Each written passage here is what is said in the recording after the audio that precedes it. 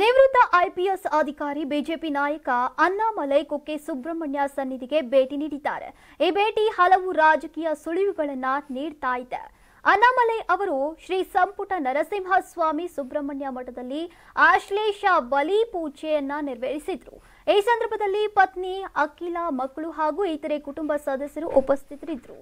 ಪೂಜೆ ಮುಗಿಸಿದ ನಂತರ ಶ್ರೀ ವಿದ್ಯಾಪ್ರಸನ್ನ ತೀರ್ಥ ಶ್ರೀಪಾದಕರು ಭೇಟಿಯಾಗಿ ಆಶೀರ್ವಾದವನ್ನು ಪಡೆದಿದ್ದಾರೆ. ಅಣ್ಣಾಮಲೈ ಅವರಿಗೆ ಮಹತ್ವದ ಸಂದೇಶ ನೀಡಲಿದ್ದೇವೆ ಅಂತ ಖುದ್ದು ಕೇಂದ್ರ ಗೃಹ ಸಚಿವ ಅಮಿತ್ ಶಾ ಅವರು ಹೇಳಿದ್ದಾರೆ.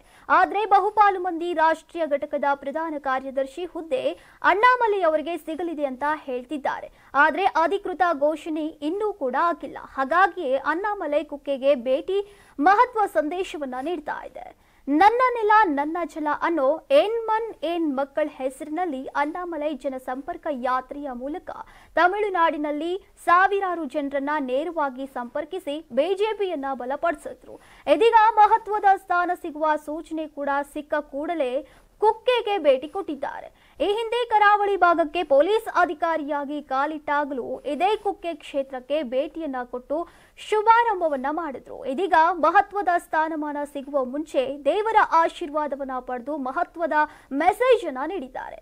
ದಕ್ಷಿಣವನ್ನೇ ಗೆಲ್ಲಬೇಕು ಅನ್ನೋ ಮೋದಿ, ಅಮಿತ್ ಶಾ ಅನತಿಯಂತೆಯೇ ಆಪರೇಷನ್ ಡ್ರಾವಿಡ್ನ ನೇತೃತ್ವವನ್ನ ಅಣ್ಣಾಮಲೈ ವಹಿಸಿದ್ದಾರೆ ಎಂದು ಹೇಳಲಾಗುತ್ತಿದೆ.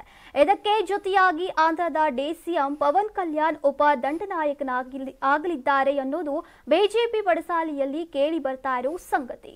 ಇಡೀ ದಕ್ಷಿಣ ಗೆಲ್ಲುತ್ತಾ ಅಣ್ಣಾಮಲೈ ಹಾಗೂ ಪವನ್ ಕಲ್ಯಾಣ್ ಜೋಡಿ ಅಂತ ಕಾಮೆಂಟ್ ಮಾಡಿ.